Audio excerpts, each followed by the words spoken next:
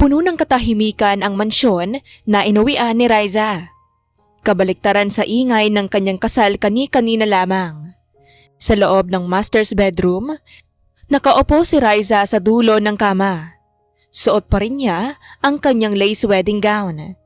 Pero pakiramdam niya ay kahit mamahalin pa ito, ay hindi iyon nababagay sa kanya. Sa bagay nga naman, dahil siya ay isang probinsyana lamang. Bumukas ang pinto ng marahas. Pumasok ang kanyang asawa na si Denver. Amoy alak, gulo-gulo ang buhok, at ang necktie ay nakasabit na lang sa kanyang leeg. Huminto siya sa harap ni Riza. Ang mga mata ay nanlilisik sa galit. Ano? Masaya ka na ba? Mrs. Lopez ka na. Nakatapak ka na sa mansyon ko. Hindi tumingala si Riza. Pinaglalaroan niya ang kanyang mga daliri sa kandungan. Denver, pagod na ako. Pwede bang bukas na tayo mag-usap? Pagod? Pagod sa kakaplano kung paano mo nauto ang mga magulang ko? O pagod sa kakahintay sa gabing to? Dahil alam mong ito na ang kabayaran sa pagtulong ni Papa sa pamilya mo sa probinsya? Hindi ko sila nauto. Alam mo ang sitwasyon. Ang tatay ko... Huwag mong banggitin ang tatay mo. Binili kita, Riza. Intindihin mo yan. Sa bawat sentimo na binayad ng pamilya ko para sa utang ng pamilya mo, katumbas nun ang kalayaan ko na kinuha niyo sa akin. Lumapit si Denver at puwersahang hinawakan ang panga ni Riza. Itinaas ito upang magtagpo ang kanilang mga mata. Tingnan mo ako. Akala mo ba nakuha mo ng jackpot? Akala mo ba magiging fairy tale ang buhay mo rito? Wala akong inaasahang ganoon, Denver. Ang gusto ko lang ay maging maayos ang lahat. Maayos? Walang magiging maayos. Dahil sa bawat oras na makikita ko ang mukha mo, naalala ko ang lahat ng nawala sa akin. Naaalala ko kung paano ako pinilit na talikuran ang babaeng tunay kong mahal para lang sa isang probinsyanang katulad mo. Kung ganun pala ang nararamdaman mo, bakit mo tinuloy? Bakit ka pumirma? Dahil kailangan. Pero huwag ka magkakamali, Riza. Ang pirma ko sa kontrata ay hindi pangako ng pagmamahal. Pangako ito ng impyerno para sa'yo. Binitawan niya ang panga ni Riza ng marahas. Nagsimula siyang maghubad ng polo. Hindi alintana ang presensya ng babae. Higa! Ano? Sabi ko, humiga ka. Gabi ng kasal natin, di ba? Kailangan nating selyuhan ang kasunduan. Yan naman ang dahilan kung bakit ka narito. Denver, lasing ka. Hindi ito ang tamang oras. Lasing? Mas lalong mabuti. Dahil ito lang ang paraan para matiis kong makasama ka sa iisang kama nang hindi ako nasusuka. Mariing itinulak ni Denver si Riza sa gitna ng kama. Ang bigat ng kanyang katawan ay tila semento na dumagan sa dibdib ng babae. Sa loob ng silid na iyon, tanging ang tunog ng aircon at ang mabilis na paghinga ni Denver ang naririnig. Huwag kang lalaban. Ginusto mo to, di ba? Hindi ko ginusto ang ganito, Denver. Please. Walang pakinig si Denver. Ang kanyang mga halik ay marahas. Walang halong lambing at puro pait. Bahagya pa itong kinakagat ang balat ni Riza. Sa bawat haplos niya sa katawan ng babae, ramdam ni Riza ang puot na namuo sa loob ng 5 taong pagkakalayo ni Denver kay Martha. Sa gitna ng kadiliman, habang pilit kinukuha ni Denver ang pagkabirhen ni Riza, isang mahinang ungol ang kumawala sa lalaki. Ngunit ang salitang lumabas sa kanyang bibig ang mas sumugat sa puso ni Riza kaysa sa pisikal na sakit na nadarama nito. Martha, bakit mo ako iniwan? Napapikit ng mariin si Riza. Ang luhang kanina pa niya pinipigilan ay tuluyan ng pumatak at humalo sa pawis sa kanyang pisngi. Ang sakit ay hindi lang dahil sa unang beses niya itong naranasan. Ang sakit ay dahil sa katotohanang kahit nasa ibabaw niya ang kanyang asawa, ibang babae ang laman ng isip nito. Bakit kailangang ikaw ang nandito? Bakit hindi siya? Dahil ako ang asawa mo ngayon, Denver. Kahit anong gawin mo, ako ang andito. Asawa? Huwag mong tawagin ang sarili mo niyan. Isa ka lang transaksyon. Isang bayad utang. Lalang dumiin ang bawat kilos ni Denver. Tila ba nais niyang sirain ang pagkatao ni Riza sa bawat galaw. Napapahikbi ang babae sa diin nito na walang awa. Wala siyang pakialam kung nasasaktan ang babae. Wala siyang pakialam kung ito ang unang pagkakataon nito. Para sa kanya, si Riza ang simbolo ng lahat ng hadlang sa kaligayahan nito. Nang matapos ang lahat, agad na humiwalay si Denver. Wala siyang sinabi. Tumayo ito, kinuha ang kanyang robe at naglakad patungo sa balkonahe nang hindi man lang nililingon ang asawa. Iniwan niyang nakahubad at durog si Riza sa gitna ng kama. Ang puting bedsheets ay may mansa ng dugo. Isang patunay ng kanyang dangal na ibinigay sa maling tao. Ganito pala ang pakiramdam na maging asawa ng isang bilyonaryo. Isang marangyang impyerno. Bulong ni Riza sa sarili. Pagod na siya at masakit hindi lamang pisikal kundi damdamin. Hindi niya rin naman ginusto maikasal. Tulad ni Denver ay napilitan lang din ito. Makalipas ang ilang minuto, pumasok muli si Denver mula sa balkonahe. Nakasindi ang isang sigarilyo sa kanyang kamay. Ang usok ay tila sumasayaw sa gitna ng kanilang katahimikan. Bukas, 7:00 ng umaga. Dapat handa ng agahan ko. Ayaw ko ng late. At huwag kang lalabas ng kwartong to. Nagulo-gulo ang buhok. Ayaw kong isipin ng mga katulong na minamaltrato kita. Bakit mo pa iniisip ang sasabihin nila? Hindi ba't wala ka namang pakialam sa akin? Wala nga akong pakialam sa'yo. Pero may pakialam ako sa reputasyon ko. Sa labas ng kwartong to, magpapanggap tayong maayos. Pero rito sa loob, huwag mong asahan na tatawagin kitang asawa. Anong gusto mong itawag ko sa'yo? Sir, o kaya Denver. Pero wag na wag mong gagamitin ang salitang Han o mahal. Nakakasuka. Naintindihan ko. Good. At isa pa, Riza. Huwag mong isipin na dahil nakuha ko ang gusto ko sa'yo ngayong gabi, ay magbabago ang trato ko sa'yo.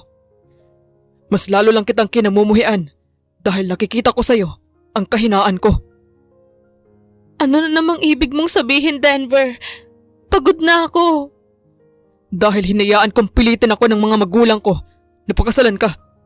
At sa bawat oras na hahawakan kita, naaalala ko na natalo ako. Tandaan mo yan. Lumabas si Denver ng kwarto at isinarang muli ang pinto ng malakas. Nanatiling nakahiga si Riza. Yakap ang kanyang mga binti. Ang lamig ng aircon ay tumatagos hanggang sa kanyang buto. Tumayo si Riza. Kahit nanginginig ang mga binti, naglakad siya patungo sa salamin. Tiningnan niya ang kanyang sarili. Ang gulong-gulong buhok, ang namumugtong mga mata at ang mga pasa sa kanyang braso mula sa mahigpit na hawak ni Denver. Simula ngayon, Riza, patayin mo na ang inosenteng babaeng galing sa probinsya. Dahil sa bahay na ito, ang kailangan mo ay hindi puso, kundi sikmurang kasing tibay ng bakal. Kung si Denver ang kasama niya, ay kailangan niyang tibayan ang loob dahil wala itong awa. Kumuha siya ng isang malinis na tapis at naglakad patungo sa banyo. Sa bawat hakbang, nararamdaman niya ang hapdi, pero kasabay nito ay ang pagbuo ng isang matigas na desisyon. Hindi siya habang buhay na magiging biktima. Isang buwan na ang lumipas simula ng gabing iyon. Ang gabi na binuo ng kasunduan at winasak ang dangal ni Riza. Sa loob ng malawak at malamig na mansyong ito, natutunan ni Riza na ang bawat sulok ay may hindi magandang alaala. Maaga pa lang, gising na si Riza. Hindi siya gumagamit ng alarm clock. Ang kaba sa kanyang dibdib ang nagsisilbing hudyat na kailangan na niyang kumilos bago pa bumaba ang kanyang amo na si Denver, dahil kailanman ay di siya ituturing na asawa. Kailangang maayos ang kape niya. Kailangang malambot ang pagkakaluto ng karne. Dahil isang pagkakamali lang, isang buong araw na panunumbat ang aabutin ko. Habang nagluluto sa kusina, pumasok ang mayordoma ng bahay na si Nanay Sela. Naaawang nakatingin ito sa kanya. Iha, hayaan mo na ang mga katulong ang gumawa niyan. Asawa ka ni Sir Denver. Hindi ka rito, yaya. Saad ni Manang Sela. Ayos lang po, Nay Sela. Gusto ko pong ako ang nagluluto para sa kanya. Baka sakaling sa ganitong paraan, makita niya ang halaga ko. Masyado kang mabait, Riza. Pero ang taong sarado ang puso, kahit anong ihain mo, hindi titikman ang tamis. Hindi nagtagal, narinig ang mabibigat na yabag sa hagdan. Naroon na si Denver, suot ang kanyang mamahaling suit at may talim sa kanyang titig. Naupo ito sa hapag nang hindi man lang tinitignan si Riza. Good morning, Denver. Heto ang kape mo. Mainit pa. Inilapag ni Riza ang tasa. Bahagyang sumagi ang daliri niya sa kamay ni Denver, pero agad itong binawi ng lalaki na tila ba napaso sa dumi. Bakit amoy bawang ang buong kusina? Sabi ko sa'yo, ayaw ko ng amoy probinsya sa bahay na to. Nagluto lang ako ng sinangag. Itapon mo yan. Kumuha ka ng prutas at oatmeal. Huwag mo akong sanayin sa pagkain pang mahirap. Pero Denver, masustansya naman po. Riza, kailan mo ba maintindihan na hindi ka na nasa bukid? You look pathetic wearing that apron. Na hindi ka man lang nag-ayos. Look at you. Para kang nanlilimos ng atensyon sa kusina ko. Ginagawa ko lang naman ang obligasyon ko bilang asawa mo. Obligasyon? Ang obligasyon mo ay manahimik at sumunod. Huwag kang magpanggap na mahal mo ako o inaalagaan mo ako. Alam nating dalawa kung bakit ka nandito. Kasunduan lang ito, Riza. Huwag mong lagyan ng meaning. Mabilis na lumabas si Denver. Naiwan si Riza na nakatayo sa tabi ng hapag, hawak ang sandok at tinignan ang mga pagkaing hindi man lang nagalaw. Lumipas ang mga araw na laging ganoon ang eksena. Aalis si Denver ng maaga at uuwi ng madaling araw na lasing o amoy pabango ng babae. Pabango na alam ni Riza na hindi sa kanya.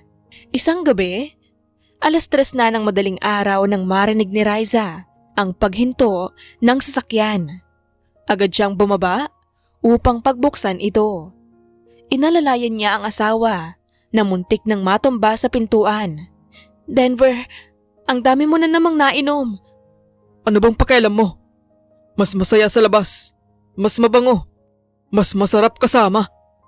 Napatigil si Riza. Naamoy niya ang matapang na floral scent sa leeg ni Denver. May bakas pa ng lipstick sa kwelyo nito. Galing ka na naman ba kay Marta?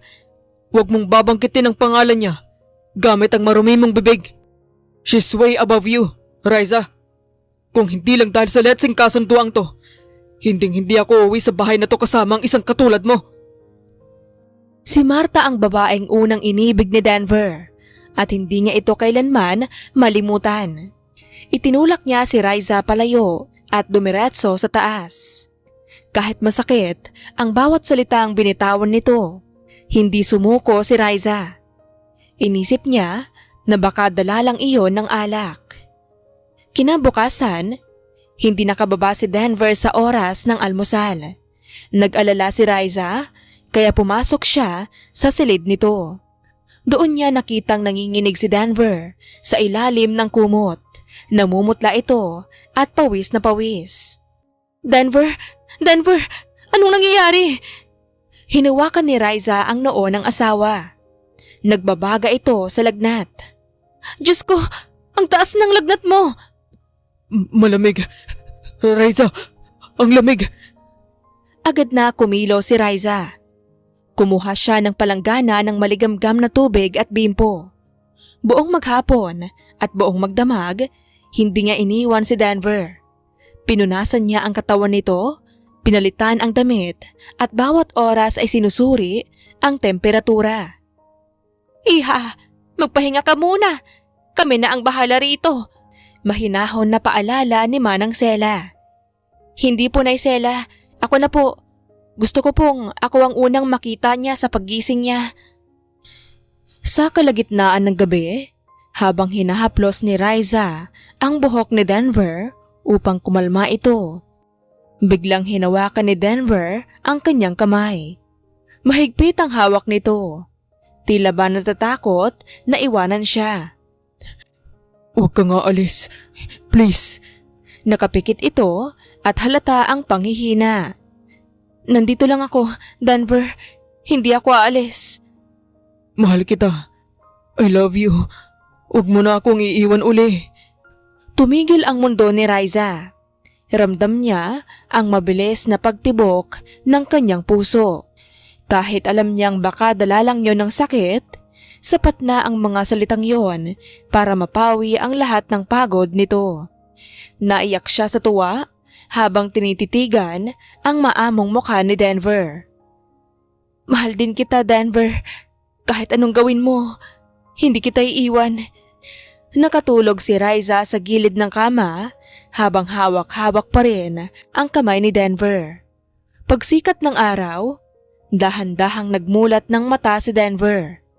Maaliwalas na ang pakiramdam nito.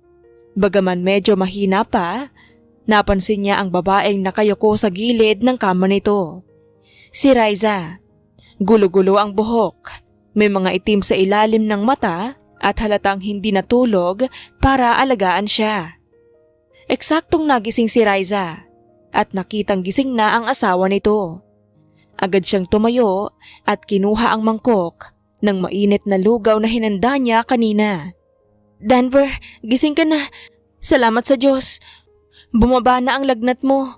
Heto, nagluto ako ng lugaw na may luya para guminhawa ang pakiramdam mo. Lumapit si Riza at naupo sa tabi nito. Akmang susubuan niya na si Denver nang biglang magbago ang ekspresyon ng mukha ng lalaki. Ang lambot na nakita ni Riza kagabi ay napalitan ng pamilyar na kasing tigas na pader. Anong ginagawa mo rito? Bakit ka nandito sa kwarto ko? Inalagaan kita buong gabi, Denver. Deliryo ka na sa lagnat. Naalala mo ba?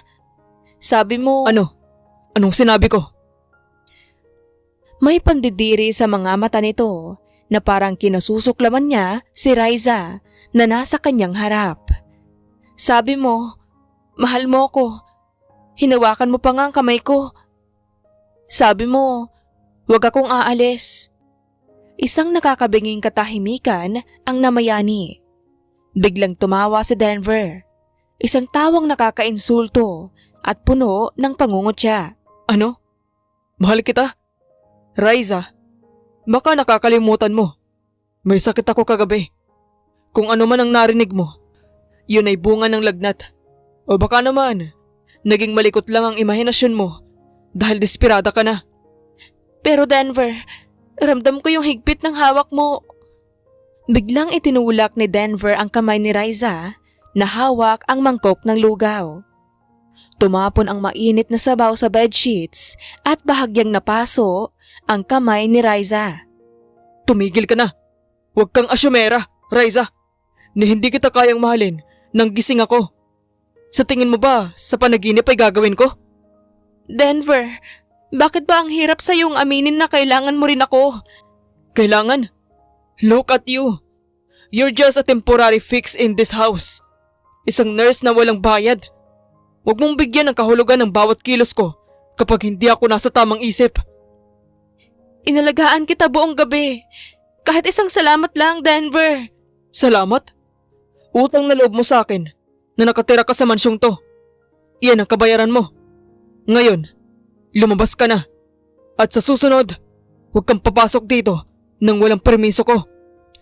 Tumayo si Riza, bitbit ang basag na pag-asa sa kanyang dibdib. Tinignan niya ang natapong lugaw sa sahig. isang simbolo ng kanyang pagmamahal na palaging itinatapon at binabaliwala. Naintindihan ko, Denver. Hinding-hindi na maulit. Dapat lang. Lumakad si Raisa palabas ng silid. Habang isinasara ang pinto, narinig niya ang pagbuntong hininga ni Denver.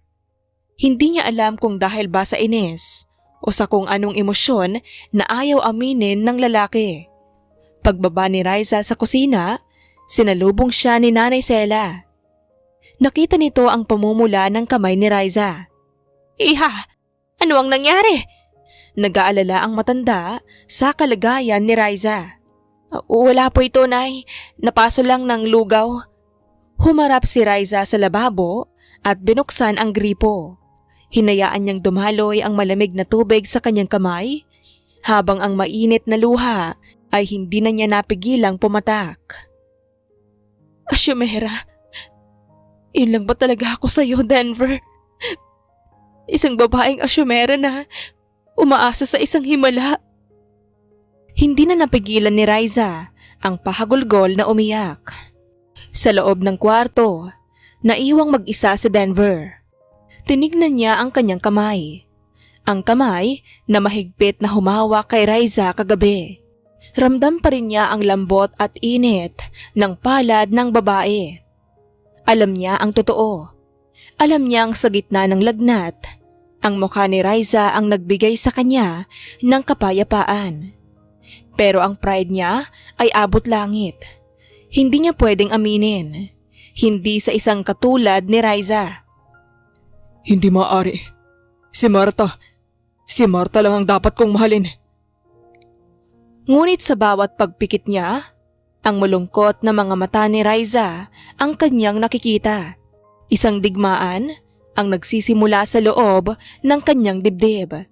Isang digmaan na alam niyang sa huli, may isang pusong tuluyang mawawasak. At aminin man niya o hindi, may namumuo siyang pag-ibig para kay Raisa. Maaga pa lang ay nasa palengke na si Raisa. Pinili niyang lumabas para makalanghap ng sariwang hangin at makatakas kahit sandali sa bigat ng hangin sa loob ng mansyon. Bitbit ang dalawang malaking supot ng mga sariwang gulay at karne. Naglakad siya sa gitna ng initan. Gagawa ako ng sinangag. Paborito niya yon kapag pagod galing sa opisina. Siguro naman, sa pagkakataong ito, hindi niya na itatapon ang niluto ko.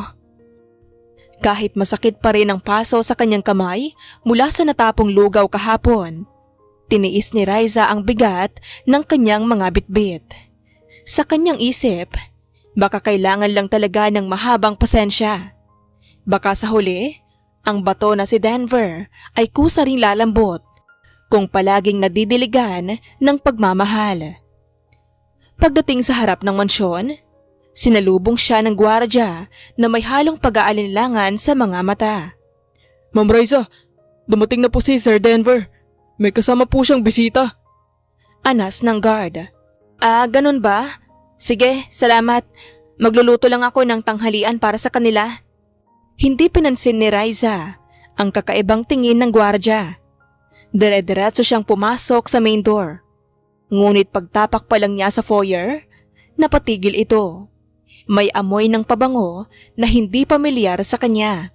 Isang matamis at mamahaling floral scent na tila sumasakop sa buong sala. Narinig niya ang mahinang tawanan mula sa living room. Isang boses ng babae. Malambing, masaya. Denver, I miss this house. I miss us in this house. Malamyos na boses ng isang babae. I miss you more, Marta. Alam mo namang wala akong ibang gustong makasama rito, kundi ikaw. Parang naging yellow ang dugong dumadaloy sa mga ugat ni Raisa. Dahan-dahan siyang lumapit sa bukana ng sala. Doon bumungad sa kanya ang isang eksenang wumasak sa natitira niyang pag-asa. Nakaupo sina Denver at Marta sa sofa. Magkayakap. Ang mga kamay ni Denver ay nakapulupot sa bewang ni Marta, habang ang babae naman ay nakasandal sa ulo sa balikat nito. Sa sobrang lapit ng kanilang mga mukha, halos maghalikan na sila. Ang tunog ng nabasag na garapon ng bagoong at ang pagbagsak ng mga plastik ng pinamili ang bumasag sa katahimikan. Kumalat ang mga kamatis, talong at karne sa mamahaling carpet. Agad na napabitaw si Denver kay Marta. Tumayo siya pero sa halip na makaramdam ng hiya, ang rumesponde sa kanyang muka ay pagkainis at galit. Riza, ano ba? Hindi ka ba marunong kumatok? Look at the mess you made! Tinignan ni Marta si Riza mula ulo hanggang paa nang may halong pangungutya. Oh, this is her? The wife? Hindi sumagot si Riza. Nakatitig lang siya sa dalawa at ang kanyang mga mata ay hindi na namumula sa luha. Blanko na ito, puro pagod. Isang uri ng pagod na hindi kayang gamutin ng pahinga o pag-unawa. Ano bang tinitingin-tingin mo riyan? Linisin mo yan! Marta is here. Ayaw kong makita niya ang kadumihan mo. Kailan pa, Denver? Mahinahon ang boses ni Riza. Ano? Kailan pa naging ganito? Na kahit sa bahay na to, ipapamukha mo sa akin na basura lang ako? Riza, wag mo akong gawa ng eksena sa harap ni Marta. Katulong ka lang dito sa tingin ko, di ba? So do your job and clean this up. Humarap si Marta kay Riza. May ngiting tagumpay sa mga labi. Lumapit siya ng kaunti at tinignan ang mga kalat sa sahig. Poor girl, you actually went to the market? Denver, you didn't tell me your wife was a market vendor. No wonder kaya pala amoy isda. I told you, she's just a provincial girl. My parents forced on me. Sa bawat salitang lumalabas sa bibig ni Denver, tila may isang bahagi ng puso ni Riza na tuluyang namamatay.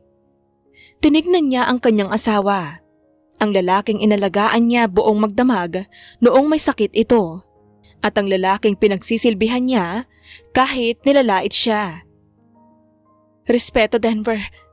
Yun lang ang hinihingi ko, di ba? And I told you, you don't deserve it. Ngayon, pumunta ka sa kusina. Magtatanghalian na kami ni Marta. Magluto ka ng masarap. Something classy. Not your usual provincial trash.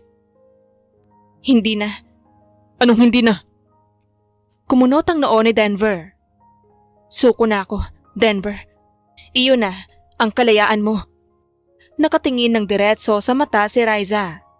Natahimik ang buong sala. Maging si Marta ay napatigil sa pag-aayos ng kanyang buhok. Si Denver naman ay tila hindi makapaniwala sa narinig. Ano bang pinagsasabi mo? Desperada ka na naman ba para sa atensyon ko? Hindi na ito ang tungkol sa atensyon mo. Dahil kahit ibigay mo pa sa akin ang buong mundo ngayon, wala na akong mararamdaman. Pagod na ako, Denver. Pagod na akong maging asawa sa papel, pero yaya sa gawa. Pagod na akong ituring na basura sa bahay na dapat ay tahanan ko. Riza, babalaan kita. Kapag lumabas ka sa pinto na yan, wala ka nang babalikan. Mawawala sa'yo ang lahat ng karangyaan at tinatamasa mo ngayon. Isang mapait na tawa ang kumawala kay Riza. Karangyaan? Ang tawag mo ba sa panlalait at pananakit mo ay karangyaan? Denver? Mas mayaman pa ako sa probinsya dahil doon may dignidad ako. Dito, unti-unti mong pinatay ang kaluluwa ko. Denver, let her go. She's just being dramatic. Marami namang pwedeng ipalit sa kanya. Ani ni Marta at kumapit sa braso ni Denver. Humarap si Riza kay Marta. Iyon na siya, Marta. Sa totoo lang, naawa ako sa'yo. Dahil ang lalaking yan na kasama mo ngayon ay isang lalaking hindi alam ang halaga ng katapatan. Kung kaya niyang gawin ito sa asawa niya, kaya niya ring gawin sa'yo. Huwag mo siyang madadamay-damay rito. Wala kang karapatang pagsalitaan siya ng ganyan. Wala nga akong karapatan, di ba? Dahil simula sa oras na to, tinatapos ko na ang anumang ugnayan natin. ibigay mo sa akin ang annulment papers. Pipirmahan ko, kahit ngayon din. Riza, seryoso ka ba? Saan ka pupunta? Wala kang pera. Wala kang koneksyon. Mamamatay ka sa gutom. Mas mabuti pang mamatay sa gutom kaysa mamatay sa piling mo habang unti-unti mong kinakain ang pagkatao ko. Tinalikuran ni Riza ang dalawa. Hindi niya nilinis ang mga kalat sa sahig. Hinayaan niyang doon mabulok ang mga pinamili niya gaya ng pagkabulok ng relasyon nila. Riza, bumalik ka rito. Hindi pa tayo tapos mag-usap. Hindi lumingon si Riza. Dire-diretso siyang pumasok sa kanilang kwarto. Ang kwartong naging saksi sa kanyang mga luha sa gabi. Kinuha niya ang kanyang lumang maleta. Mabilis niyang isinilid ang kanyang mga lumang damit.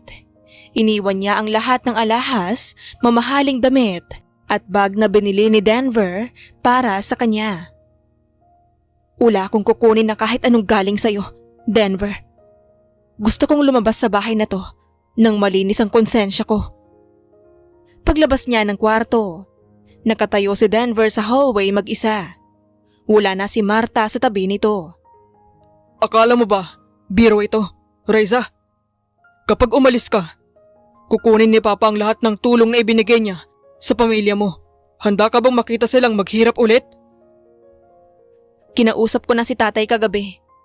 Sabi niya, mas gusto niyang magtanim na lang uli ng kamote kaysa makita ang anak niyang unti-unting nauubos sa piling mo. Huwag mo nang gamitin ang pamilya ko, Denver. Wala na silang utang sa'yo. Binayaran ko na yun ng 1 taong pagtitiis at ng dangal ko. Riza, Aalis na ako, Denver. Pero tandaan mo to. Babalik ako. Hindi para magmakaawa. Hindi para humingi ng tulong. At lalong hindi para makipagbalikan sa'yo. Babalik ako bilang babaeng hindi mo na kayang tapak-tapakan. Tatapusin ko sa annulment paper lahat ng ugnayan natin. you're delusional. You're nothing without me. Mahal ang annulment. Kahit barya wala ka. I was nothing when I was with you. I'll be everything once I'm gone. Lumakad si Raisa pababa ng hagdan. Sa bawat hakbang, tila gumaan ang kanyang pakiramdam. Pagdating sa pinto, lumingon siya sa huling pagkakataon sa mansyong naging bilangguan niya. Goodbye, Denver. Iyon ang kalayaan mo. Iyon na rin ang lahat ng sakit na binigay mo sa akin. Iwan ko na sa'yo yan lahat. Binuksan ni Raisa ang pinto at lumabas. Kasabay ng pagbuhos ng ulan sa labas, naramdaman niya ang kalayaang matagal na niyang ipinagkait sa sarili. Sa loob ng mansyon, nanatiling nakatayo si Denver sa gitna ng sala. Tiningnan niya ang mga kalat na gulay at ang nagkalat na bagoong sasahig. Doon lang niya naramdaman ang biglang pananahimik ng bahay. Isang uri ng katahimikan na tila sumasakal sa kanya. Babalik din yun. Babalik din yun kapag wala nang makain. Pero sa kanyang puso, may kung anong kaba ang nagsasabing sa pagkakataong ito. Seryoso ang babaeng minsan niyang tinawag na mahina. Sa gitna ng ulan, naglalakad si Raisa, bitbit ang kanyang maleta. Basang-basa man, ang kanyang mga mata ay nakatingin ng diretso sa hinaharap. Hindi na siya ang inosenteng probinsyana. Isang linggo na ang nakalipas, simula nang lumabas si Raisa sa mansyon, bitbit ang kanyang kupas na maleta sa gitna ng ulan. Akala ni Denver, magiging masaya na siya. Akala niya, kapag wala na ang probinsyanang sagabal sa paningin nito, babalik sa normal ang lahat. Mabubuhay siya ng payapa kasama si Marta at ang kanyang bilyong-bilyong halaga ng tagumpay. Pero mali ito. 6:00 ng umaga, nagising si Denver na masakit ang ulo. Nakasanayan na niya na sa oras na ito, may amoy ng kape at bawang na umaakyat hanggang sa kanyang silid. Nakasanayan na niya ang mahinang katok ni Raisa at ang mahinhin nitong boses na nagsasabing, "Denver, handa na ang agahan mo." Ngayon, Tanging ang tunog ng aircon ang naririnig nito. Walang katok, walang kape, walang Riza. Bumaba si Denver sa kusina, nakasuot ng kanyang mamahaling robe. Nadatnan niya si Nanay Sela na naghahanda ng mesa. Pero sa halip na ang pamilyar na sinangag at tuyo, ang nakahain ay toast jam at mamahaling prutas. Nasaan ang kape ko? At bakit ito lang ang nakahain? Yan po ang gusto nyo, di ba, Sir Denver? Sabi nyo rate, ayaw nyo ng amoy probinsya rito. Kaya sinunod ko lang po ang utos nyo. Sagot ni Manang Sela. Iba ang lasa ng kapeng to. Hindi to ang iniinom ko rate. Nakakunot ang noo ni Denver nang sumimsim ng kape. Si Riza po ang nagtitimpla ng kape nyo, sir. May halo yung kaunting sekreto na siya lang ang nakakaalam. Ngayong wala na siya, kailangan niyo pong masanay sa lasa ng kape mula sa makina. Hindi na kumibo si Denver. Uminom siya ng kape, pero matapos ang isang higop, ibinaba niya ang tasa. Mapait, masyadong matapang. Walang tamis na gaya ng gawa ni Riza. Nasaan ang mga gamit niya? Yung mga binili ko para sa kanya. Iniwan niya lahat, sir. Pati ang wedding ring. Iniwan niya sa side table. Sabi niya, wala siyang kukunin na hindi sa kanya. Maski po ang huling sweldo na iniwan niyo sa kanya, hindi niya ginalaw. Nagmamalaki. Tignan natin kung hanggang kailan siya makakaraos sa labas nang wala ang pera ko. Pumasok si Denver sa kanyang opisina, pero maging doon ay tila sinusundan siya ng anino ni Riza. Ang mga libro ay maayos ang pagkakasunod-sunod. Gawa ni Riza bago ito umalis. Ang kanyang table ay walang kahit isang butil ng alikabok. Naalala niya kung paano niya sigawan ang babae dahil lamang sa pagpasok sa silid na ito. Biglang tumunog ang kanyang phone. Si Marta. Let's have lunch at the Peninsula. I want to celebrate the freedom you finally have. Malanding saad ni Marta. Sige, sunduin kita. Inakala ni Denver na ang presensya ni Marta ang lunas sa kakaibang bigat na nararamdaman nito.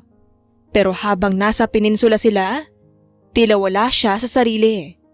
Pinapanood niya si Marta na nagrereklamo sa waiter dahil hindi sapat ang lamig ng wine. Denver, are you listening? I said, we should decorate your house. I hate that provincial vibe it has. Gusto ko, modern and chic. Everything that reminds me of Europe. Gawin mong gusto mo. Nakatitig lang si Denver sa pagkain. Great! And we should throw a party. Ipakita natin sa lahat na tayo na uli. That girl, Riza, she was just a nightmare, right? Yeah, a nightmare.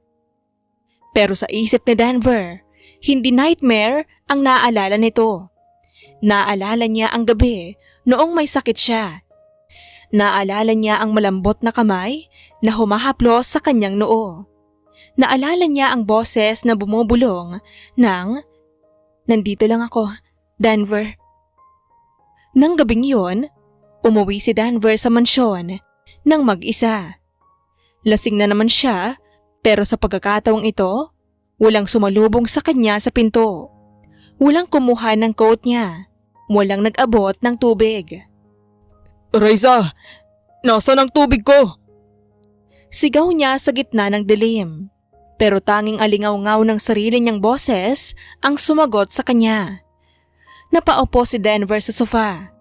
Ang mismong sofa kung saan niya kayakap si Marta noong huling araw ni Riza. Ngayon, ang sofa ay tila masyadong malawak. Ang bahay ay tila masyadong bakante. Ang trono ni Riza bilang reyna ng bahay na iyon ay bakante na. Pero ang kanyang presensya ay tila mas lalong lumakas ngayong wala na ito. Asyamera ka talaga. Akala mo ba, kailangan kita? Naiinis na bulong ni Denver.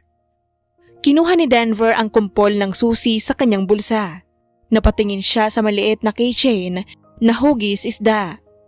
Isang pasalubong ni Riza noong minsan itong naggrocery sa palengke. Naalala niya kung paano niya ito tinawanan at tinawag na baduy. Ngunit ngayon, hinahaplos niya ito ng hindi niya namamalayan. Lumipas ang mga buwan, si Denver ay naging mas masungit sa opisina. Ang kanyang mga empleyado ay takot na takot sa kanya. Si Marta naman ay laging nasa mansyon. Pero sa tuwing naroroon ang babae, lalong nararamdaman ni Denver ang pagkakaiba. Si Marta ay puro sarili ang iniisip. Gusto nito ng mamahaling gamit. Gusto nito ng atensyon.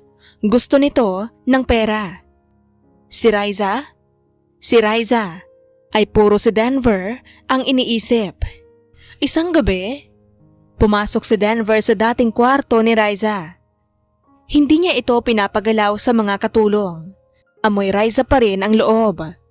Amoy sabong panlaba at kaunting halimuyak ng sampagita. Binuksan niya ang drawer at nakita ang isang notebook. Binasa niya ang laman nito. August 14. Masama uli ang timpla ni Denver. Siguro dahil sa pressure sa trabaho. Ipagluluto ko siya ng kare-kare bukas. Baka sakaling ngumiti siya. September 20. Sinigawan niya ako uli. Masakit. Pero alam kong hindi niya sinasadya. Baka napapagod lang siya sa paghahanap kay Marta. October 5. Sabi niya basura ako. Siguro nga. Pero kahit basura ako ang basurang laging naghihintay sa kanya gabi-gabi. Gusto ko lang naman maging mabuting asawa. Binitawan ni Denver ang notebook. Ang kanyang mga kamay ay nanginginig.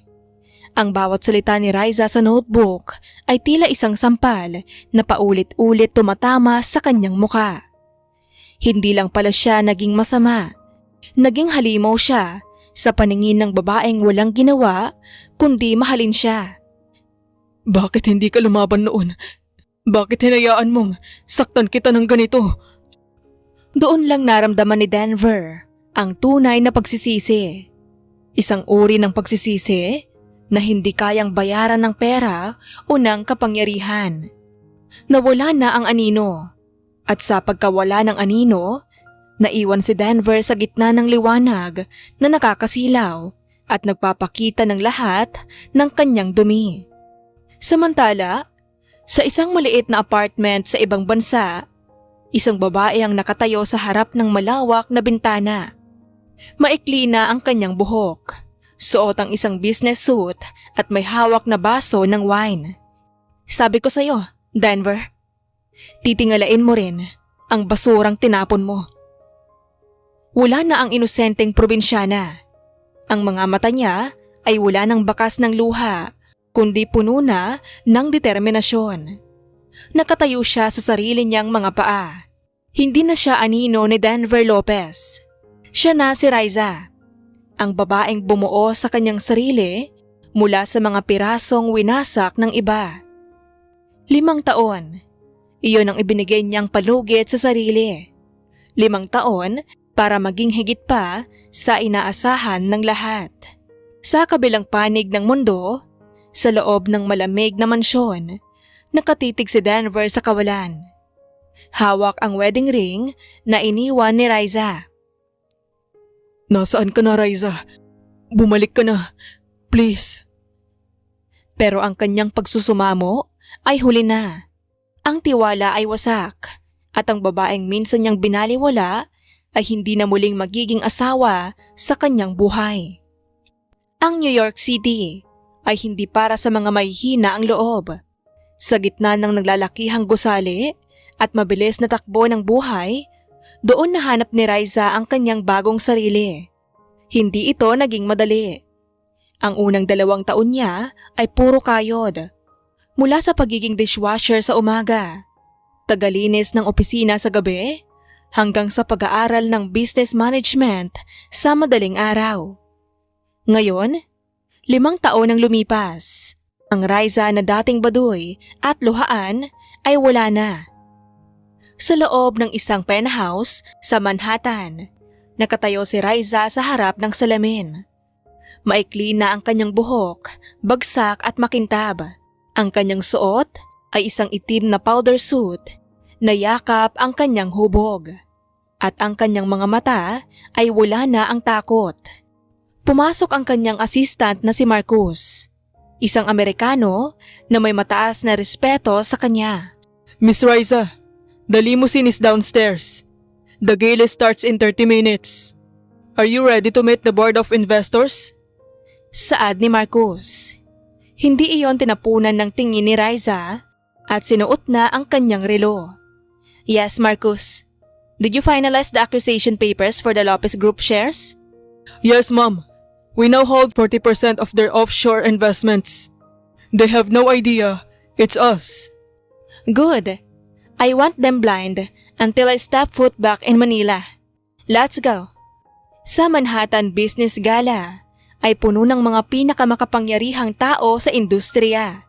Lahat ay naghihintay sa pagdating ng rising star of Wall Street, ang misteryosong CEO ng RZ Global Tech. Nang bumukas ang pinto at pumasok si Riza, tumigil ang usapan ng lahat. Ang kanyang bawat hakbang ay may awtoridad. Mabilis na napalingon ang mga tao sa kanyang presensya. Isang matandang investor na si Mrs. Henderson ang lumapit sa kanya. Miss Riza, napakalaki ng pinagbago nyo pagdaan ng mga panahon. From a consultant to a tech mogul. What's your secret? No miracles, Mr. Henderson.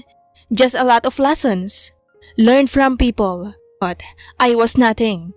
I realized that the best revenge is not words. It's success. Saad ni Riza at uminom sa kupita. Impressive! Ang balita ko ay nagpapalawak ka ng business sa Southeast Asia, particularly the Philippines. The Philippines is just a pit stop. I have some unfinished business to settle there. That needs to be collected, but not in terms of money. Sa kabilang bahagi ng bulwagan, isang grupo ng mga Pilipinong negosyante ang nagbubulungan. Hindi nila makilala ang babaeng nasa harap nila, pero pamilyar ang mukha nito. Pre, tignan mo yung CEO ng RZ Global. Kamukha nung asawa ni Denver Lopez na naglayas dati, di ba? Bulong ng isa. Gago, malabo. Yung asawa ni Denver, probinsyana yun. Baduy manamit at laging nakatungo. Itong babaeng ito, para itong mangangain ng tao sa isang tingin lang. Alpha woman. Pre, malayo. Narinig ni Riza ang bulungan nila habang dumadaan ito. Tumigil siya sa harap ng dalawang lalaki. Excuse me, gentlemen, is there a problem? Nagulat ang dalawang lalaki. Ang boses ni Riza ay malalim, pino at puno ng diin. No ma'am. We were just admiring your success.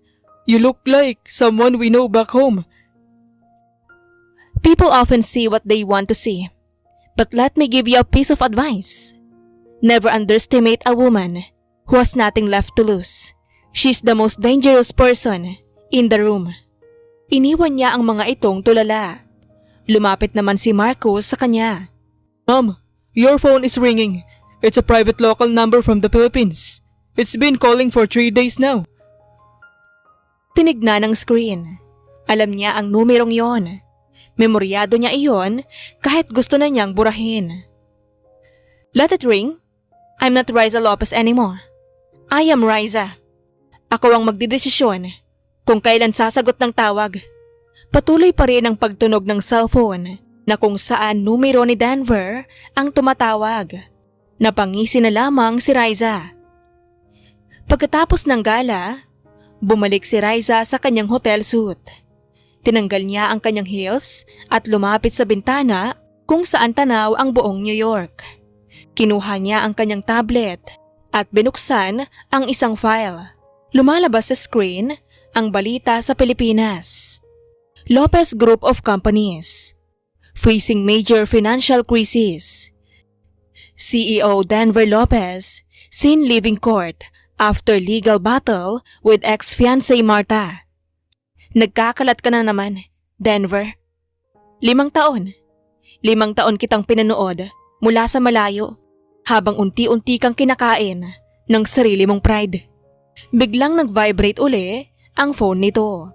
Sa pagkakataong ito, sinagot niya. Pero hindi siya nagsalita. Riza, alam kong ikaw to. Please, mag-usap tayo. 5 taon na, Riza. Nawawala na ako. Martha left me after she drained my accounts. Ang pamilya ko, isinusuka na ako. Please, bumalik ka na. Sino to?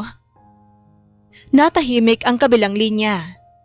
Tila nasampal ng katotohanan. Riza, it's me, Denver, your husband. Isang mapait na tawa ang kumawala kay Riza. Husband? I don't recall having a husband. Mr. Lopez, the last time I checked, I was just a probinsyana at isang yaya sa mansyon mo. At ang babaeng yon, matagal na siyang pinatay ng ulan noong lumayas siya. I'm sorry, Riza. I'm sorry. I was wrong. I'll do anything. Just tell me where you are.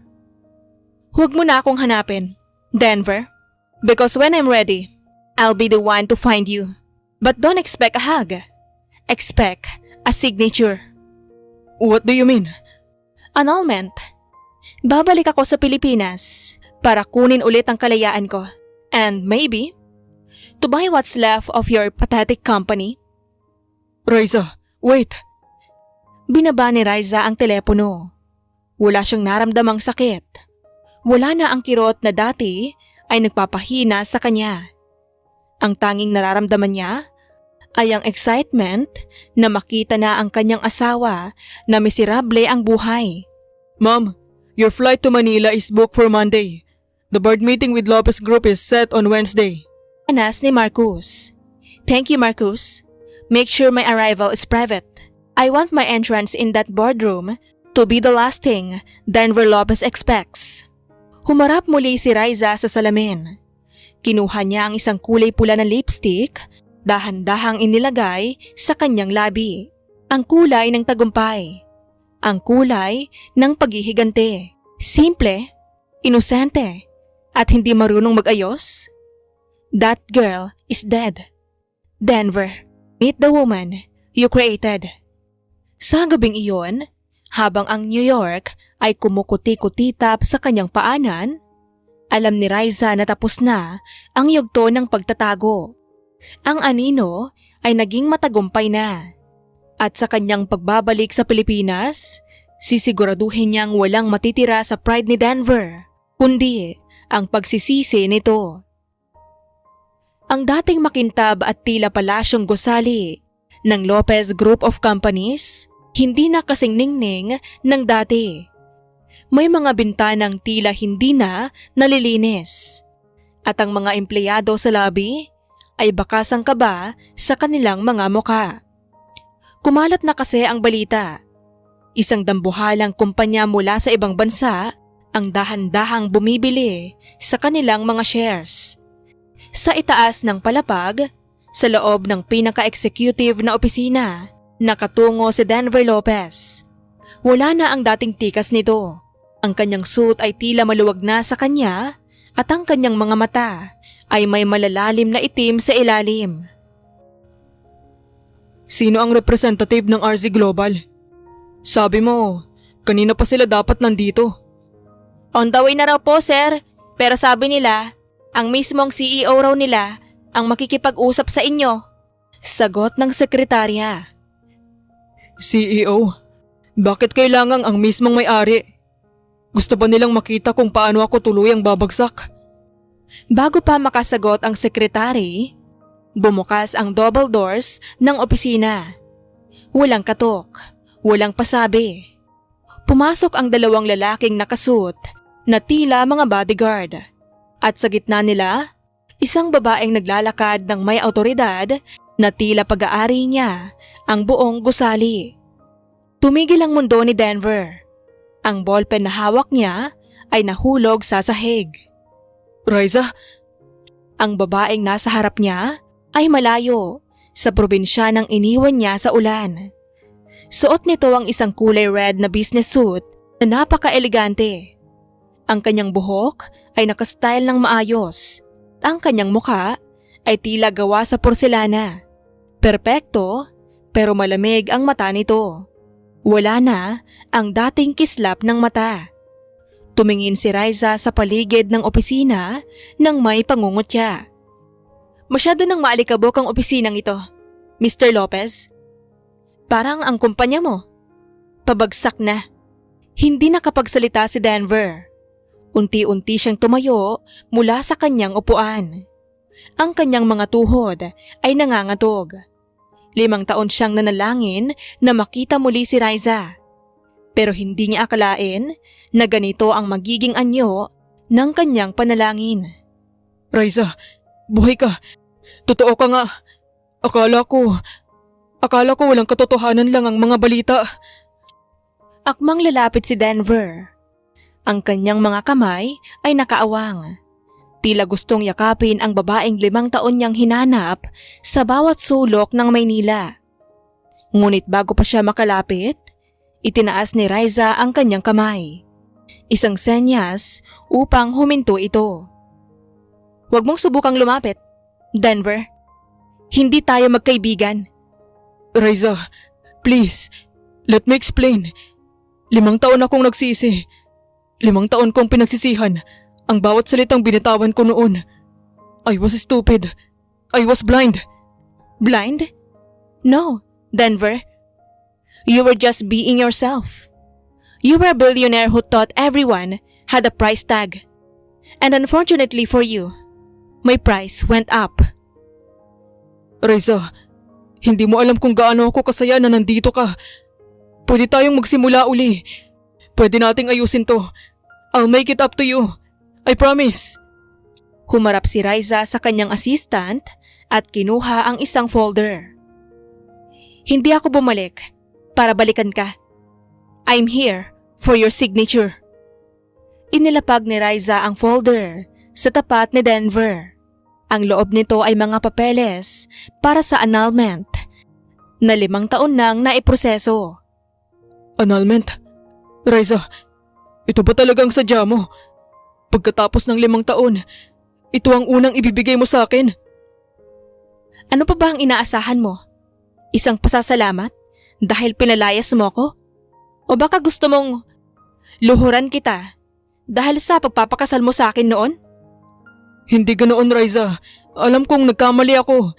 Pero tignan mo ako ngayon. Wala na si Marta. Wala na ang lahat. Ikaw na lang ang iniisip ko gabi-gabi. Umupo si Riza sa harap ni Denver. De 4 at may kumpiyansa. Nakakatawa ka, Denver. Noong nasa tabi mo ako, basura ako. Noong naging yaya mo ako, hindi mo nakita ang halaga ko. Ngayong wala na ang lahat sa'yo. Ang pera mo, ang kabit mo, pati ang dangal mo. Saka mo ako hahanapin? I'm sorry to burst your bubble, pero hindi ako ang iyong last resort. Hindi kita ginagawang last resort. Mahal kita, Riza. Ngayon ko lang na-realize na ikaw lang ang tunay na nagmahal sa akin nang walang hinihintay na kapalit. Mahal? Alam mo ba ang ibig sabihin niyan? Pag-ibig ay hindi nakikita sa mga salita kapag talo ka na. Nakikita yan sa gawa noong nasa itaas ka pa. Noong inaalagaan kita habang may sakit ka. Anong sabi mo? Huwag kang asyumera. Noong pinagluto kita, anong ginawa mo? Itinapon mo sa sahig. Napayuko si Denver. Ang bawat salita ni Riza ay tila isang latigo na tumatama sa kanyang konsensya.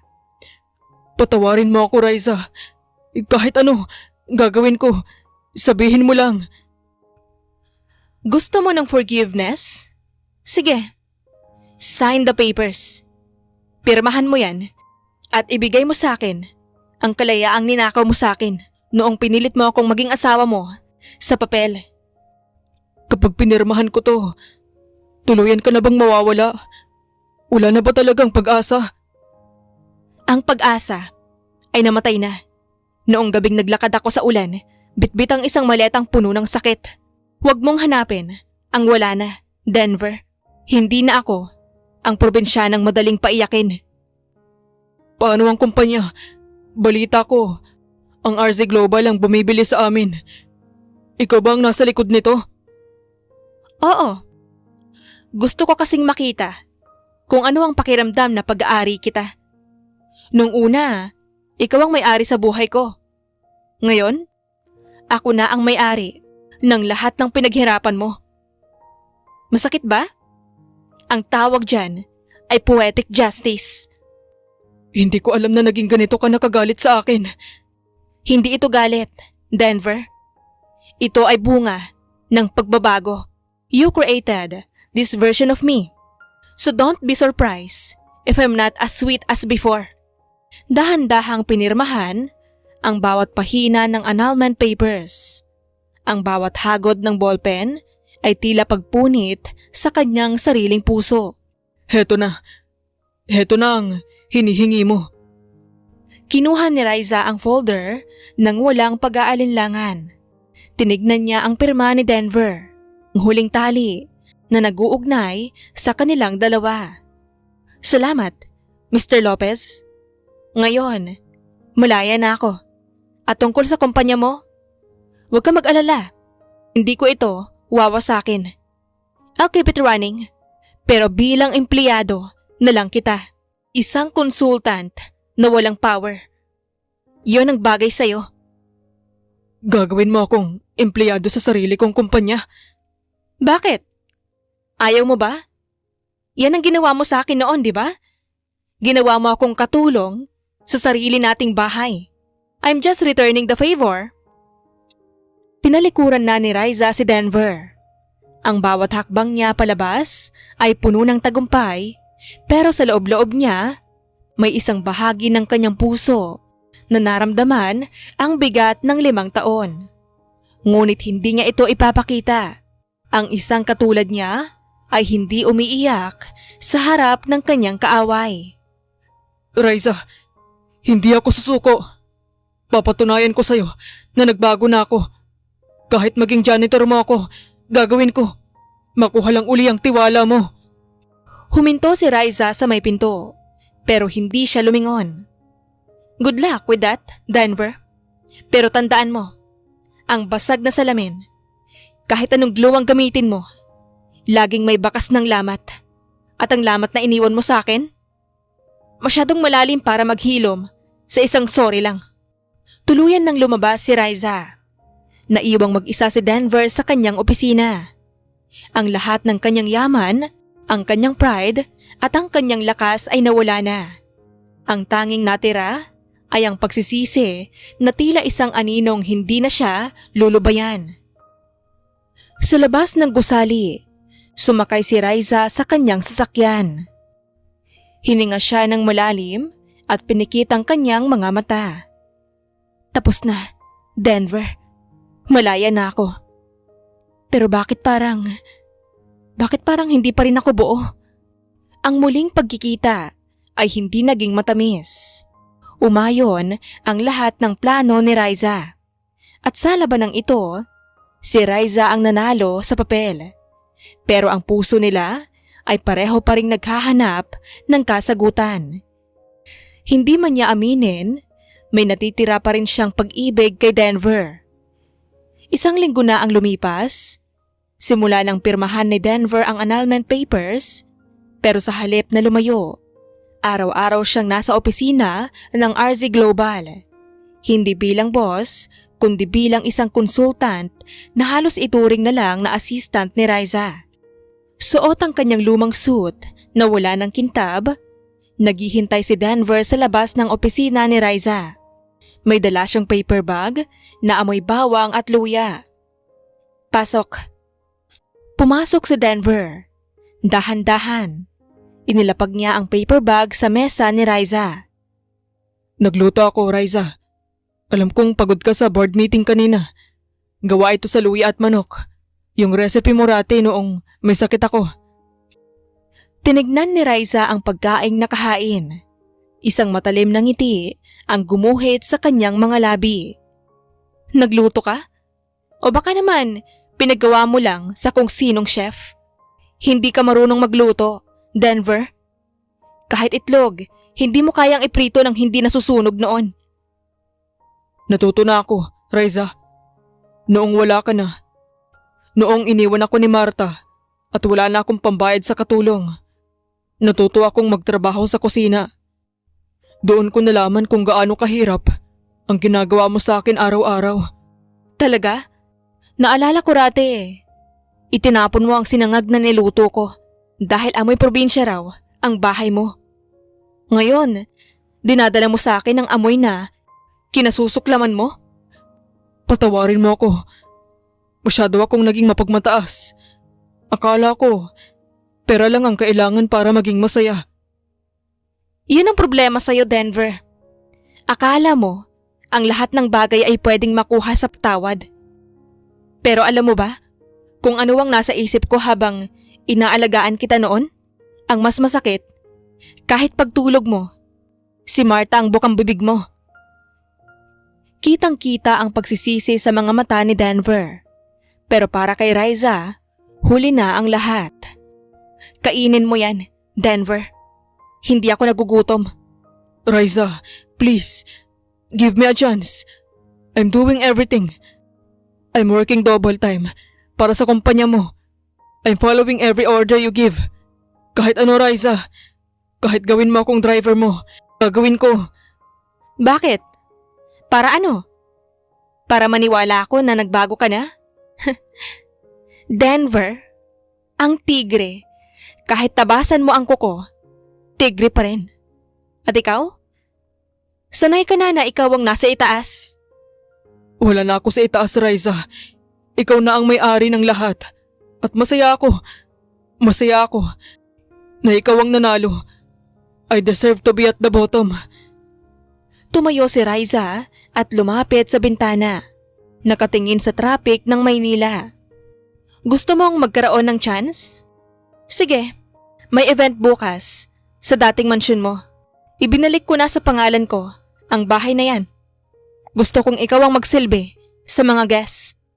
Gusto kong maramdaman mo ang pakiramdam ng tinitignan mula ulo hanggang paa ng may pangungutya.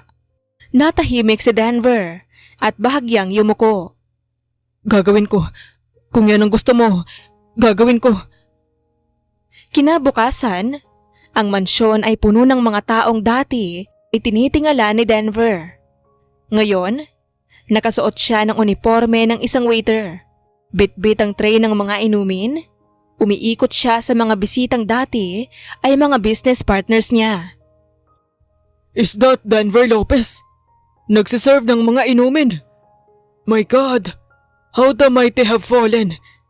Balita ko, naging alila na siya ng dati niyang asawa. Karma is real, man. Narinig ni Denver ang lahat ng iyon pero hindi siya kumibo. Nanatili siyang nakatungo. Hanggang sa makatapat niya si Riza na kasalukuyang nakikipag-usap sa isang gwapong investor na si Adrian.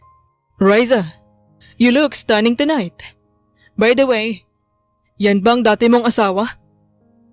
Tanong ni Adrian. Tumingin si Riza kay Denver. Isang malamig at walang emosyong tingin.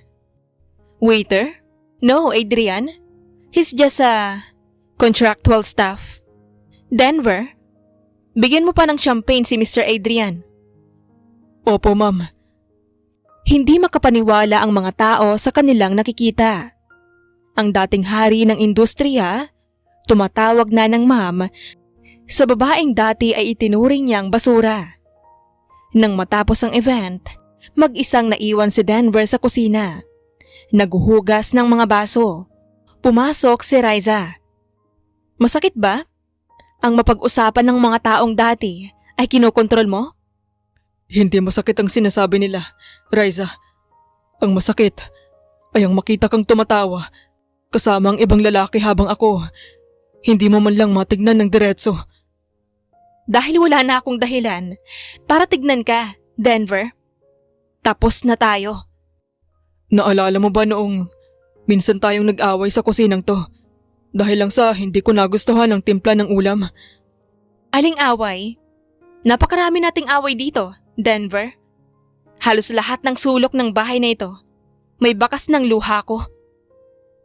Patawad.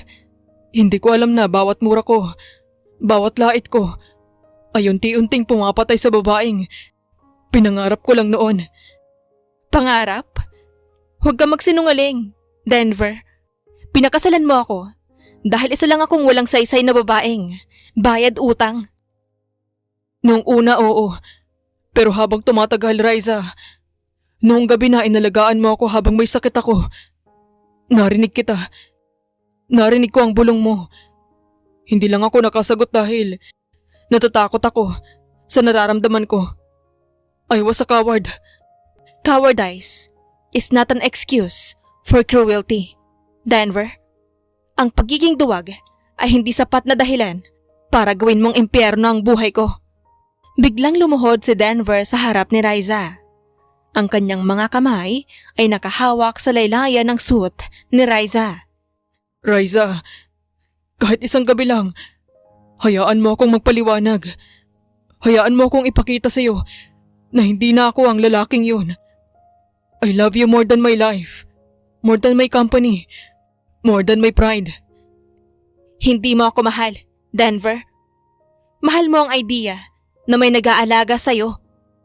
Mahal mo ang idea na may isang taong hindi kay iwan kahit gaano ka kasama.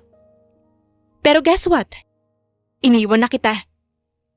Pero nandito ka pa. Hindi mo pa ako tuluyang pinalalaya sa kumpanya. Bakit, Riza? Dahil may nararamdaman ka pa rin, di ba? Natahimik si Riza. Isang mahabang katahimikan na tila ba tinitimbang niya ang kanyang sariling emosyon.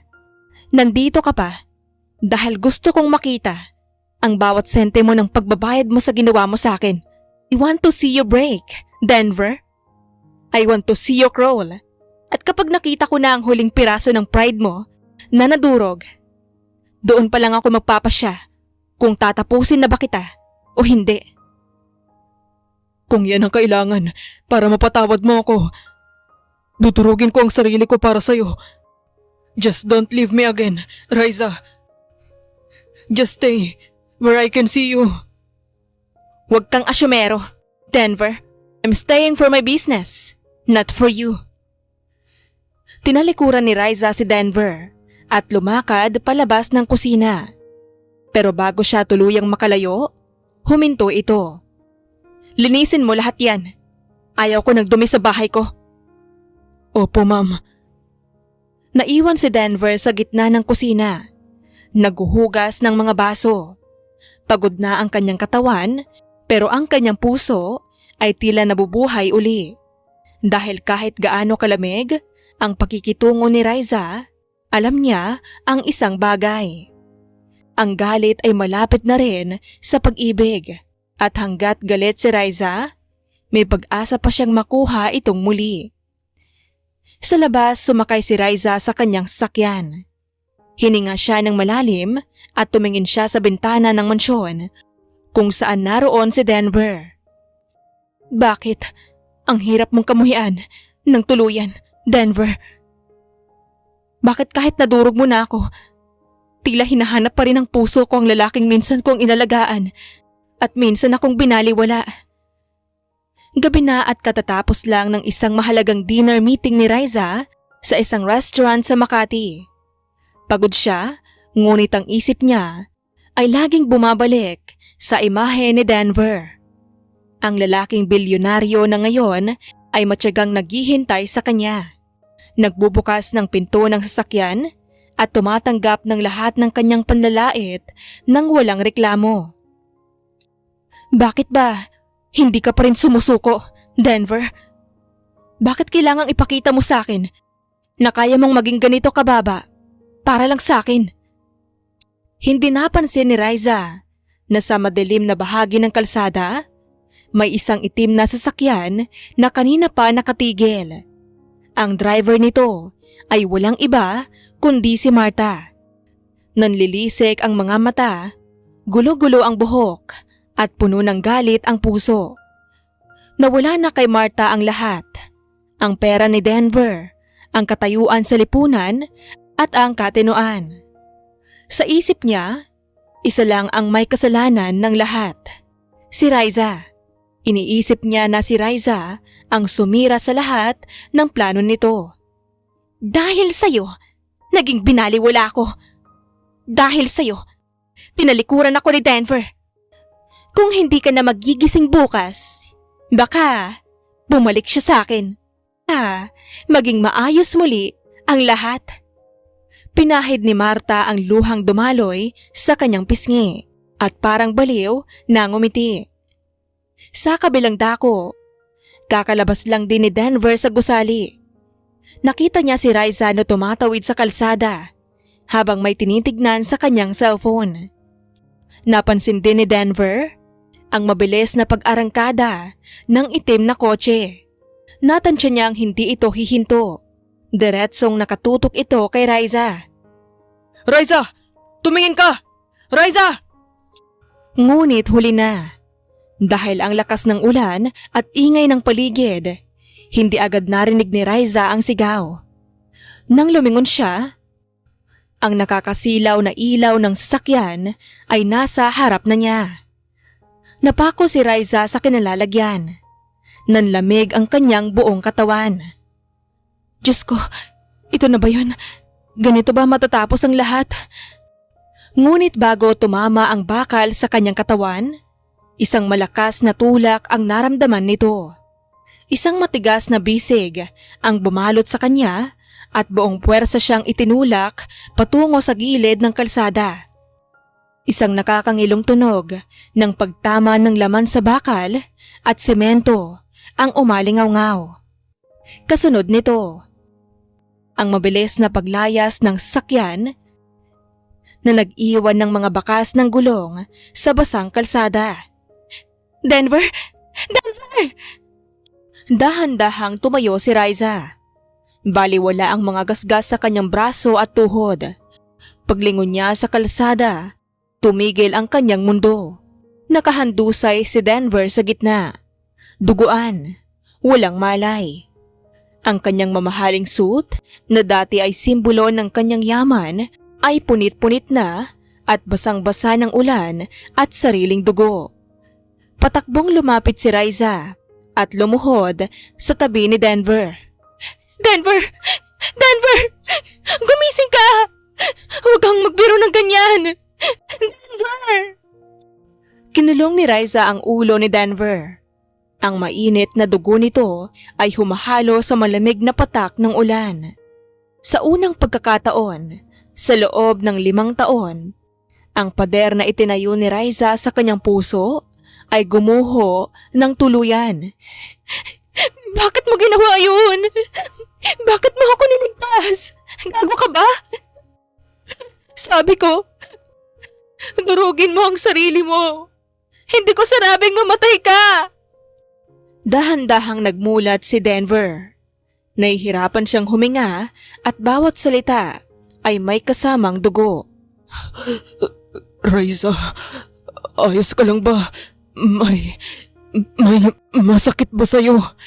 Ano ba? Ako pa talaga ang tinatanong mo? Ikaw ang duguan dito. Bakit mo ako niligtas? Ngumiti ng bahagya si Denver kahit nasasaktan. Sabi ko sa'yo, gagawin ko ang lahat. Ayokong mawala ka ulit. Mas mabuti nang ako ang mamatay kaysa makita kitang nasasaktan. Tumahimik ka. Huwag kang magsalita ng ganyan. Tatawag ako ng ambulansya. Huwag kang pipikit. Denver! Utos ko to. Di ba boss mo ako? Huwag kang pipikit. Hinawakan ni Denver ang kamay ni Riza. Ang higpit ng hawak niya ay pamilyar. Gaya ng higpit ng hawak niya noong gabing may sakit siya sa mansyon. Riza, ang totoo niyan, kahit noong basura ang trato ko sa'yo, ikaw lang ang liwanag ko. Patawad kung huli na ang lahat. Hindi huli ang lahat. Naririnig mo ba ako? Marami ka pang kailangang bayaran sa akin. Hindi ka pwedeng mamatay hanggat hindi ko sinasabi! Sa gitna ng ulan, habang naghihintay ng saklolo, nagyakap ang dalawa. Ang dugo ni Denver ay kumapit sa puting damit ni Riza. Isang mansa na hindi na mabubura kailanman. Doon, sa bingit ng kamatayan, napatunayan nila na ang koneksyon nilang dalawa ay hindi kailanman naputol. Maaaring nabago ng panahon ang kanilang mga katayuan, pero ang pusong minsan ang nag-isa ay hindi kayang paghiwalayin ng kahit anong galit. Denver, please! Stay with me! Mahal kita! Mahal pa rin kita! Hayop ka! Huwag kang mamamatay! Nanlaki ang mga mata ni Denver sa narinig. Iyon ang mga salitang 5 taon niyang hinintay. Isang huling ngiti ang kumawala sa kanyang mga labi bago siya tuluyang nawalan ng malay sa bisig ni Riza. Denver! Denver! Sa ospital, hindi mapakali si Riza. Hindi niya binitawan ang kamay ni Denver hanggang sa ipasok ito sa emergency room. Doon, sinalubong siya ng kanyang assistant na si Marcus at ng mga pulis. Ma'am Riza, nahuli ng suspect. It was Martha. She was a state of hysteria when the police blocked her car. Ani ni Marcus. Siguraduhin niyo na hindi na siya makakalabas ng kulungan. I don't care how much it costs. Gusto kong mabulok siya doon. Opo ma'am. Kamusta po si Sir Denver? He's fighting, Marcus. He's a Lopez. Masyadong matigas ang ulo niyan para mamatay. Makalipas ang ilang oras, lumabas ang doktor. Pagod ito, pero may magandang balita. Stable siya. Malakas ang impact. May ilang bali sa ribs at sa binti. Pero ligtas na ang buhay niya. Milagro na hindi tinamaan ang vital organs niya. Saad ng doktor. Napaupo si Riza sa bench. Isang malalim na buntong hininga ng pasasalamat ang kumawala sa kanya. Pumasok siya sa loob ng kwarto ni Denver nang payagan na ito. Nakatulog si Denver. Maraming benda sa katawan at may mga aparatos na nakakabit. Umupo si Riza sa tabi nito at hinawakan ang kamay ng lalaki. Sabi ko sa'yo, patigas ang ulo mo, di ba? Nagmulat si Denver. Mahina pa siya, pero ang kanyang paningin ay nakatutok lang kay Riza. Riza, totoo ba yung narinig ko kanina? O panaginip lang yon bago ako mawalan ng malay? Nag-iwas ng tingin si Riza at bahagyang namumula. Aling narinig? Yung mahal mo pa rin ako. Huwag kang asyumera, Denver. Sinabi ko lang yon para hindi ka mamatay. Ayaw ko kasing magkaroon ng utang na loob sa'yo sa kabilang buhay. Kahit na, sapat na yun para sa akin, Riza. Kahit gawin mo akong driver o janitor habang buhay, ayos lang. Basta alam kong may puwang pa ako dyan sa puso mo. Puwang? Marami ka pang kailangang patunayan, Denver. Hindi dahil iniligtas mo ang buhay ko, ay ayos na tayo. Marami ka pang utang na pagsisilbi sa akin. Handa ako. Kahit anong gusto mo, Ma'am Riza. Napangiti si Riza sa asawa. Mabuti naman. Ngayon, magpahinga ka na. Kailangan mong gumaling agad dahil marami tayong trabaho sa kumpanya. Opo, boss. Sa gabing iyon, sa loob ng puting kwarto ng ospital, ang 2 pusong sugatan ay nagsisimula ng maghilom. Ang aksidente ay naging tulay upang buksan ang mga pintong matagal nang isinara ng pride at galit. Ang puting kisame ng ospital ang unang tumambad kay Denver nang muli siyang magmulat ng mata. Ang bawat hininga niya ay may kasamang kirot sa dibdib, pero ang sakit na iyon ay baliwala kumpara sa gaan ng pakiramdam na nakikita niya si Riza na nakayuko sa gilid ng kanyang kama. Mahigpit na hawak ang kanyang kamay habang mahimbing na natutulog. Dahan-dahang gumalaw si Denver. Pilit na hindi nanginginig ang kanyang katawan para hindi magising ang babaeng mahal nito. Pero sa kaunting galaw pa lang ng kanyang mga daliri, agad na nagmulat si Riza. Ang mga mata nito ay namumugto, bakas ang puyat at pag-aalala at ang takot na baka hindi na siya magising. Denver, gising ka na. Teka, tatawag ako ng nurse. May masakit ba sa'yo? Huwag kang gagalaw masyado. Huwag na. Ayos lang ako. Mas ayos ako ngayon dahil pagdilat ko, ikaw agad ang nakita ko. Gago ka talaga. Akala ko mamamatay ka na talaga. Sabi ko sa'yo, durugin mo ang pride mo. Di ko sinabing isama mo, pati buto mo. Riza, makinig ka. Nung nakahiga ako sa kalsada at akala ko ay huling sandali ko na, wala akong ibang inisip kundi ang lahat ng pagkakataong sinayang ko. Patawad, Riza. Patawad sa lahat. Denver, tapos na yon. Ligtas ka na. Yun ang mahalaga. Hindi. Kailangan kong sabihin ito ng malinaw ang isip ko. Patawad sa gabing pinakasalan kita dahil lang sa utos ng magulang ko. Patawad sa bawat salitang basura at yaya na ibinabato ko sa iyo noong panahong wala akong ibang ginawa kundi maliitin ka. Patawad dahil hinayaan kong mabulag ako ng yabang ko at hindi ko nakita na ang babaeng pinakamahalaga sa buhay ko ay ang babaeng palaging naghihintay sa akin sa pinto. Tumingin si Denver ng diretso sa mga mata ni Riza. May luhang gumilid sa kanyang mga mata. Isang bagay na hindi kailanman naisip ni Riza na makikita niya sa isang Denver Lopez. Pinapalaya na kita, Riza. Kung ang pananatili ko sa buhay mo ay nagpapaalala lang sa iyo ng lahat ng pait, handa akong lumayo. Ibibigay ko sa iyo ang kumpanya, ang mansyon, ang lahat. Gusto ko lang na maging malaya ka sa galit na ako mismo ang nagtanim dyan sa puso mo. Natahimik si Riza. Tumingin siya sa bintana ng ospital kung saan sumisilip na ang unang sinag ng umaga. Matapos ang ilang sandali, humarap siya uli kay Denver. 5 taon akong nabuhay sa galit, Denver. Sa New York, bawat tagumpay ko, iniisip ko na ganti ko yun sa'yo. Pero alam mo kung ano ang natutunan ko? Ang galit. Parang lason na ikaw ang umiinom. Pero umaasa kang ang kaaway mo ang mamamatay. Pagod na akong uminom ng lason, Denver.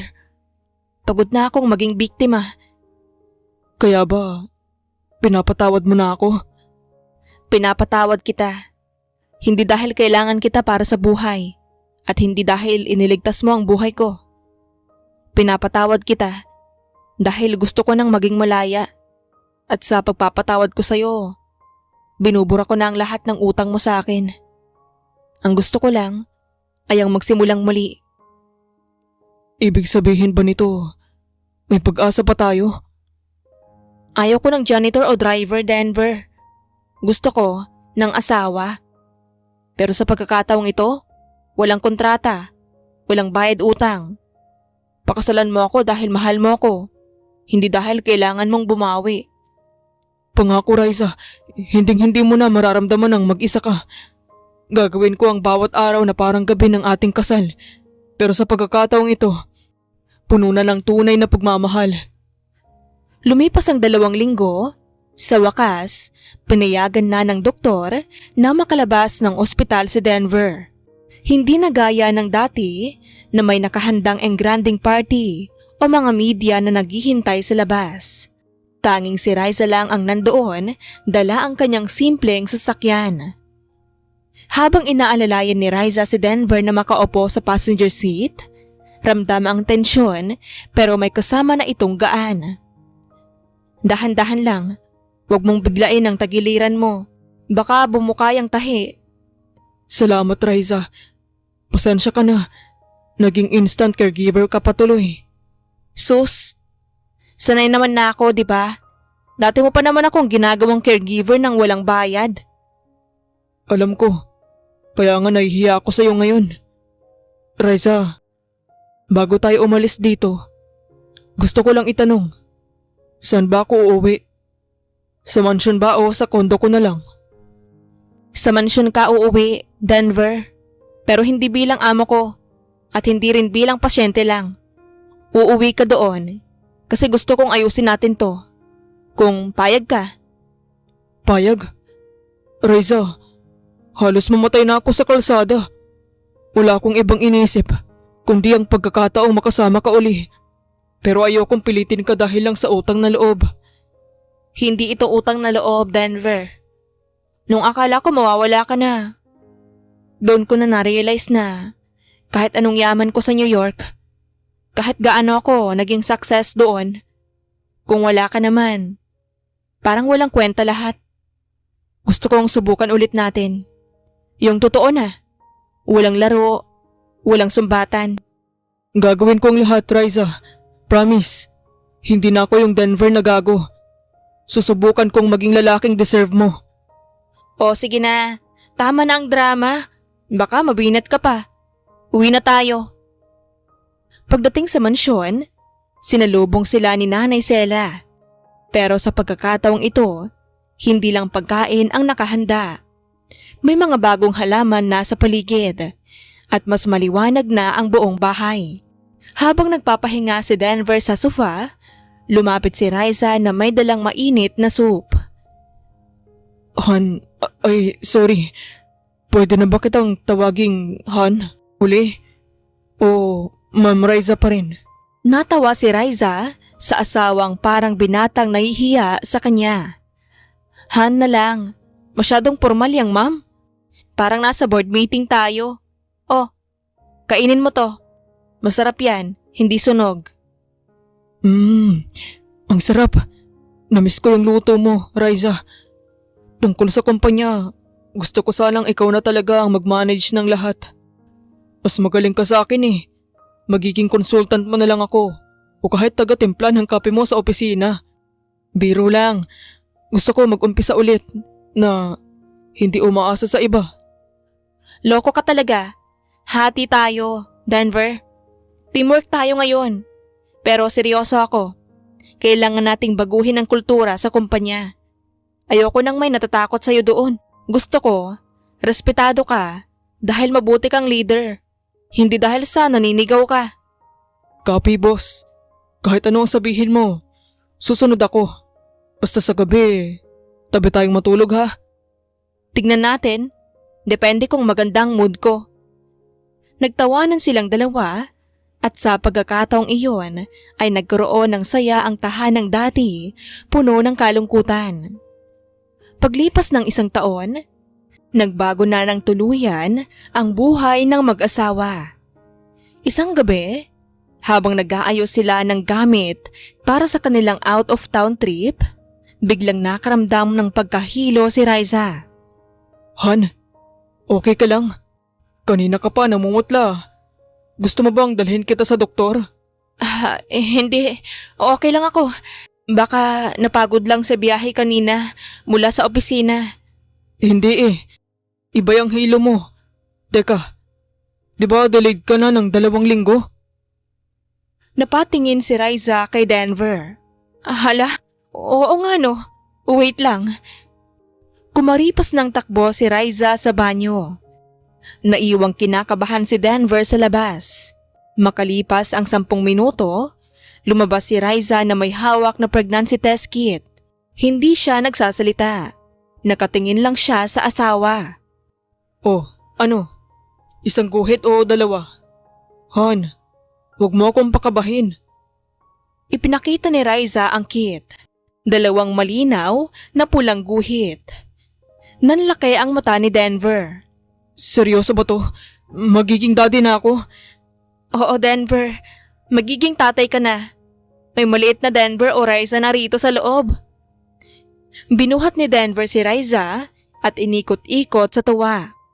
Kahit na pinapalo siya nito sa balikat dahil sa takot na mahulog. Yes! Grabe Han, salamat. Promise, magiging best daddy ako sa buong mundo. Tuturuan ko siyang mag-business. Tuturuan ko siyang maging mabuting tao. Huwag mo lang siyang tuturo ang maging suplado o masungit ha. Hinding-hindi. Ikwento ko pa sa kanya kung paano ako sinupalpal ng mami niya bago ko siya nakuha ulit. Naging mahirap ang panganganak ni Riza. Ngunit sa tulong ni Denver at suporta nito ay naibsan ang pasakit nito. Pagkalipas ng 3 taon ay ganap na silang masayang pamilya. Daven, huwag kang tumakbo ng mabilis. Baka madapa ka. Sigaw ni Riza mula sa garden. Isang makulit na 3 taong gulang na batang lalaki ang tumatakbo sa damuhan. Hinahabol ng kanilang asong si Sparky. Si Daven ay ang spitting image ni Denver. Makapal ang kilay, matangos ang ilong, pero ang ngiti ay kasing tamis ni Riza. Lumabas si Denver mula sa bahay. Bitbit ang isang tray ng burger at fries na siya mismo ang nagluto. Oh, merienda muna ang mag-ina ko. Daven, halika rito. May favorite burger ka oh. Tumakbo papalapit si Daven, dala ang bola. Pawisan na ito at masayang masaya sa paglalaro. Papa, can we play soccer after eating? Sure buddy, pero kailangang ubusin mo muna tong niluto ni Papa, ha? Para malakas ka. Binuhat ito ni Denver at pinatakan ng halik sa pisngi. Naks, mukhang masarap to ah. Proud na proud ka na sa cooking skills mo, Denver. Siyempre naman, nag-enroll pa ako sa short course para lang mapantayan yung luto mo. Oh, tikman mo to Han. Sinubuan ni Denver si Riza. Habang kumakain sila, tinitignan ni Riza ang kanyang pamilya. Napakasarap sa pakiramdam. Mula sa madilim na kwarto niya sa New York at puno ng kapuotan, heto sila ngayon. Masaya, buo at puno ng tawanan. Sino ang mag-aakala no? Yung bilyonaryong akala mo ay mangangain ng tao dati. Ngayon ay expert na sa pagpapalit ng diaper at pagluluto ng burger. Ganoon talaga kapag under sa asawa. Pero seryoso.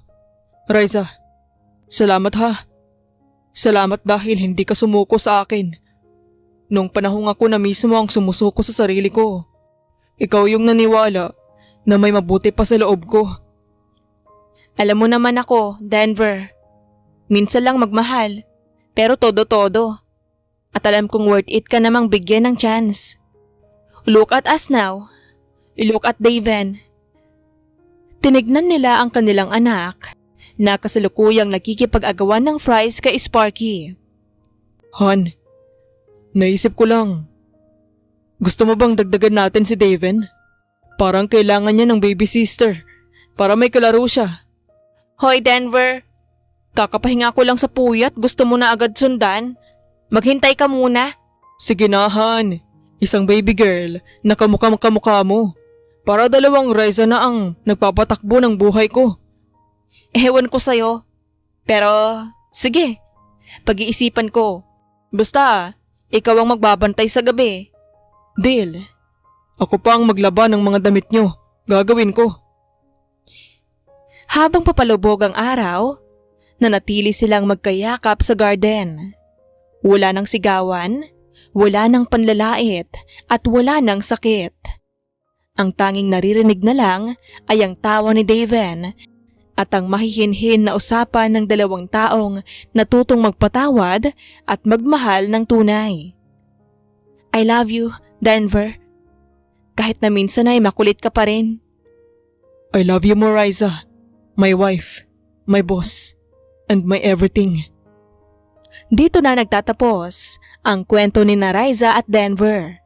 Isang kwentong hindi nagsimula sa perpektong paraan pero nagtapos sa isang tahanang binuo ng pagmamahalan, pag-unawa at paninindigan sa isa't isa. Ang anino ng nakaraan ay tuluyan ng naglaho at ang sikat ng araw ng kanilang bagong simula ay mananatiling maliwanag habang buhay. Wakas.